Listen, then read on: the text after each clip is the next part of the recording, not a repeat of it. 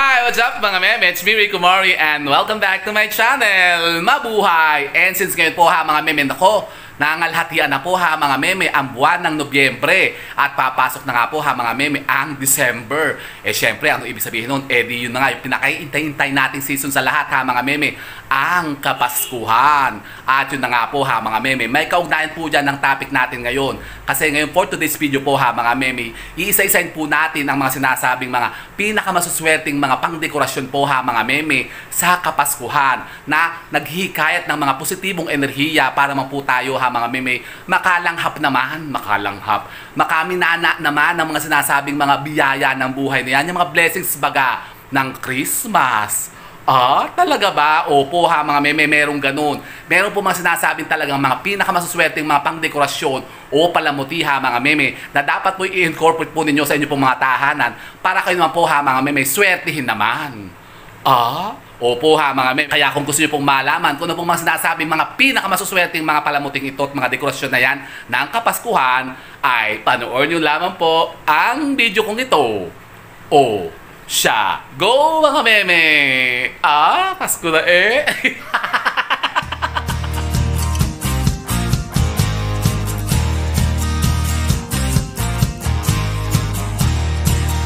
Yun na nga po ha mga meme, Merry Christmas po. Naku, si Mario Joseph talagang malapit na malapit ang Kapaskuhan ha mga meme. Ako nga po hindi pa nakakapagpalit ng kurtina eh.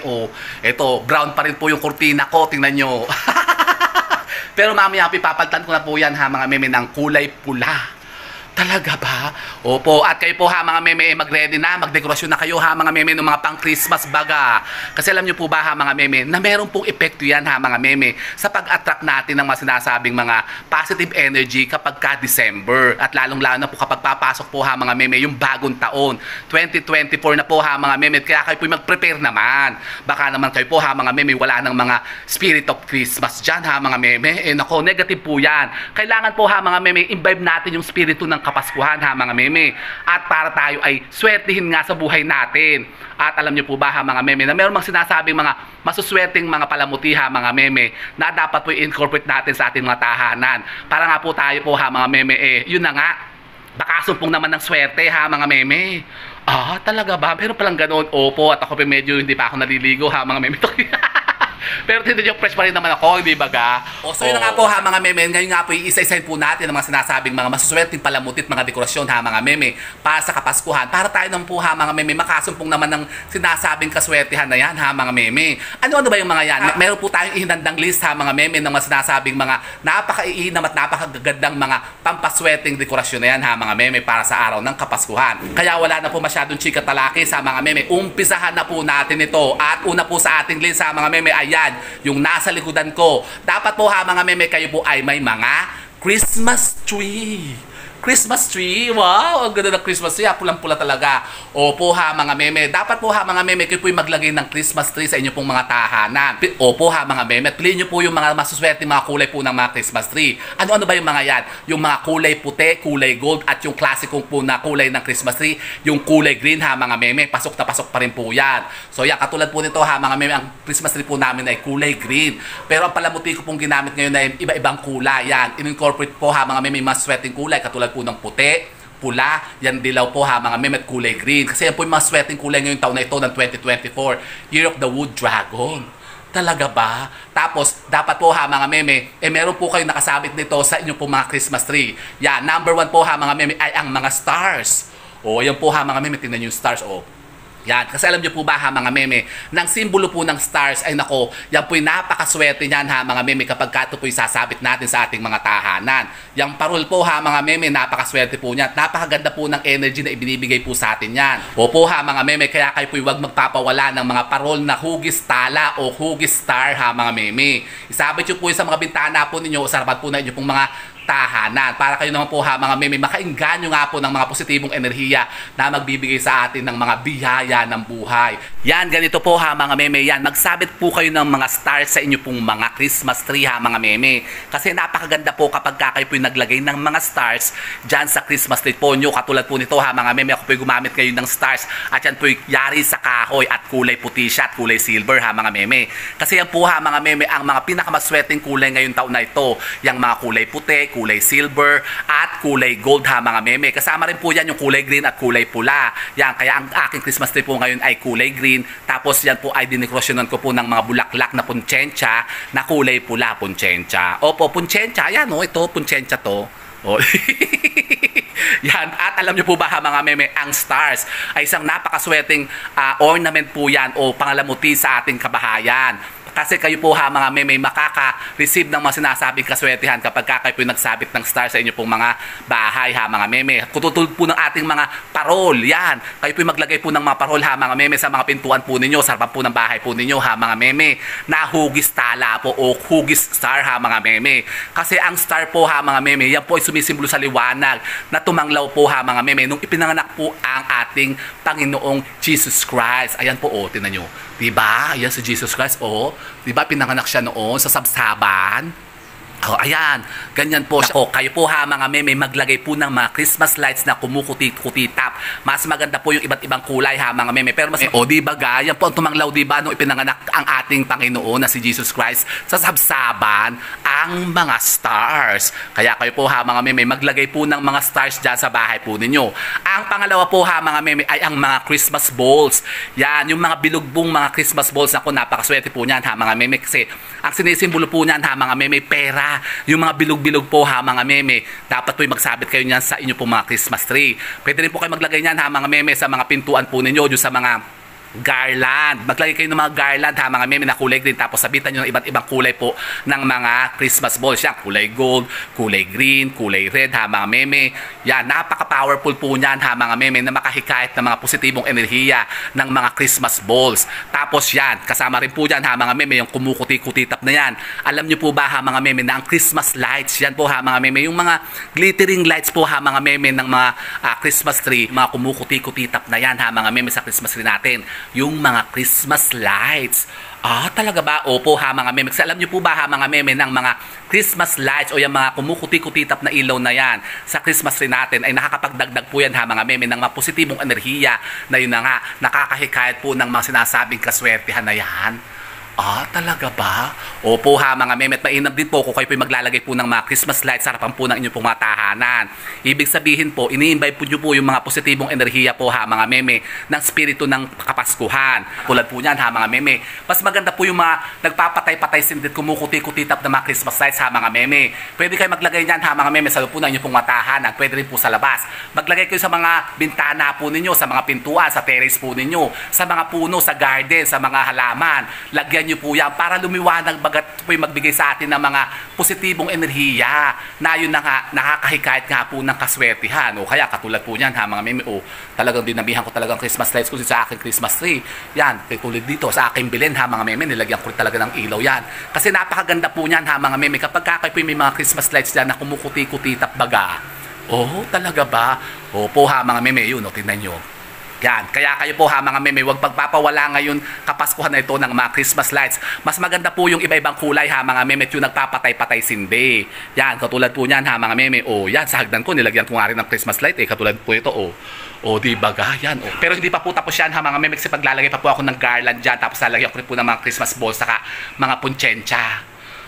Ayun. Speaking of puntsensya po ha mga meme, isa pa rin po yan sa napakaswerte.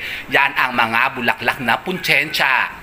Maglagay din po kayo ng mga bulaklak ng puntsensya ha mga meme sa bahay po ninyo. Yan, katulad yan di ba ga? Ang ganda-ganda po ha mga meme. Kasi positibo po ha mga meme ang ibinibigay ng mga puntsensyang mga kulay pula. Yan, ang mga kulay pulak po kasi ngayon ha mga meme, napakaswerte po ngayon 2024. Yan po yung magdidulot sa atin ng mga sinasabing mga kaswertehan na yan na talagang, nako, inaasam-asam naman natin talagang dumating na ha mga meme. Di ba ga? So yan yan po ang isa sa mga pinakamaswerte po ha mga meme na dapat po meron po kayo sa loob po ng inyong pong mga tahanan. I-display nyo po yan ang mga bulaklak ng puntsensya. Yan. Ang isa pa po ha mga meme ay yung mga bilog-bilog na mga cherries. Cherries, ito po yan, cherries.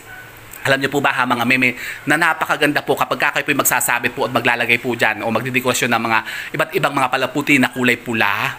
Yan. Kasi alam niyo po, yan po yung nakakahikayat nga po ng swerte ha mga meme. Katulad din po nung mga iba't ibang klase po ng prutas.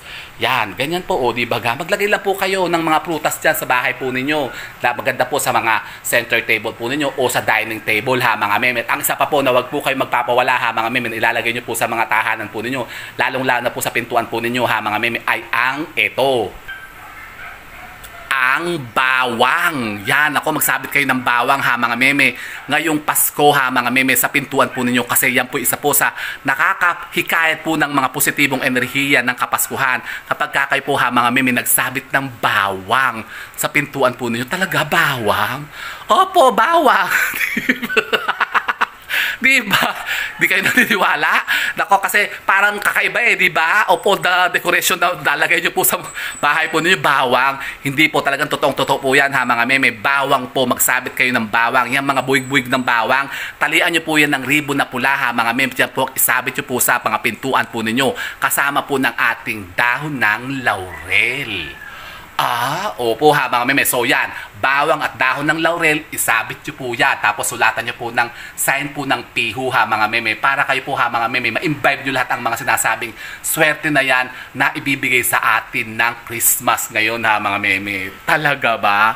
Opo. So yan, ganyan lang po ha mga meme. Magsabit kayo. Tapos yung mga swerte po mga halaman ha mga meme, maglagay na rin po kaya. Katulad po ito, yung ating Pachira money tree.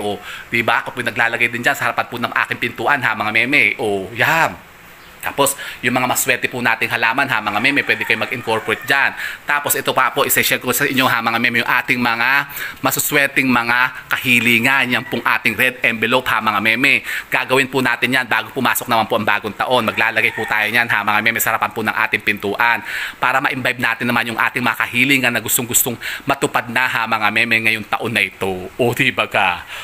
So yan po ha mga meme, yan po ilan lamang sa mga sinasabi. Ako, hindi pa nga ako tapos magdekorasyon Yan po, nakabox pa yung iba Kasi pupunuin ko talaga to, puputik-tikin ko talaga dito ng ng pangdekorasyon. Ako kapoy magpapalit pa ng kurtina kasi ito pong aking pang kurtina dito yung pang October kasi Kasi ito po yung ginamit ko po nung November kasi pang Halloween baga kasi kaya kulay brown po yan ha mga meme. Ay papalta ko na po siya ng kulay pula. Tapos yun na nga, inuna ko lang muna itong kasing Christmas tree ko sa here kasi magtayo ng Christmas tree ha mga meme. So yan, medyo naka-isu-isu na ako, nakapag-prepare na ako ng mga dekorasyon para sa Paskuhan. So yun na nga ha mga meme. So yun, umpisahan nyo na po ngayon ha mga meme ang pagdedekorasyon din po sa mga prahanan po ninyo. Huwag kayong patugloy-tugloy dyan ha mga meme. Sabi nyo, nako hindi na ako magdedekorasyon kasi parang wala namang pera. Nako, kapag ganyan po ha mga meme, lalo kayo mawawalan ng pera ha mga meme. Wala na kayong spirit of Christmas. Dapat po ha mga meme, invite po natin ang mga positive energy, yung mga spirit of Christmas po ha mga meme, papasukin natin sa bahay po natin. Para mo po talaga tayo swertihin na ha mga meme. Di ba ga? So yan mga meme po ilan lamang sa mga sinasabing mga pinakamasuswerte mga pandekorasyon ngayon ha mga meme ngayong Kapaskuhan sa inyo pong mga tahanan. Maglagay kayo niyan ha mga meme. Mag-prepare naman po kayo para naman po kayo po ha mga meme makasumpong naman ng mga sinasabing mga positibong enerhiya na magpapadaloy sa bahay po ninyo ng mga biyaya ng buhay na yan ha mga meme. Para swerte naman kayo ha mga meme. Baka naman kayo tutugloy-tugloy naman dyan ha mga meme. Sasabihin nyo, naku hindi na ako magdidekorasyon kasi ako'y wala namang pera. Naku, ako'y ulats naman ngayong taon na ito. Naku, wag pong ganun ha mga meme. Dapat po talaga maging positibo po tayo ha mga meme. Para naman po talaga tayo po ha mga meme. Hatiran na, bigyan na ha mga meme. Pagkalooban ng mga sinasabing mga kaswertehan na yan ha mga meme. Ng ating po may kapal. Siyempre birthday niya yan di ba nakaganda naman po kasi ha mga meme. Kung tayo naman po ay magpe-prepare din ha mga meme. Para sa Kapaskuhan. Kasi yan po yung kaarawan po ng ating Panginoon ha mga meme. Kung bagay parang sineselebrate po ba natin ng kanyang kaarawan. Di ba ga? Positive yun ha mga meme. Mas maganda yun kaysa kayo patugloy-tugloy dyan, pa kayo pangata-ngata dyan, pa kayo mga paula-ulaga. So po ha mga meme, subukan nyo po yan, gawin nyo po yan ha mga meme, para naman po kayo po ha mga meme, swerte na. Ngayong Pasko ha mga meme, dumami ang inyong mga kwarta. Talaga ba? Kwarta talaga. So yun po mga meme, sana po may napulot ng mga bagong idea at kalaman sa pag-attract na naman ng mga bagong kaswertihan. And with that mga meme, keep safe and God bless. Thank you for watching. And don't forget to subscribe my channel. I know you like it. And don't forget to brush your teeth. Bye mga meme. Merry Christmas po. Pasko na exciting.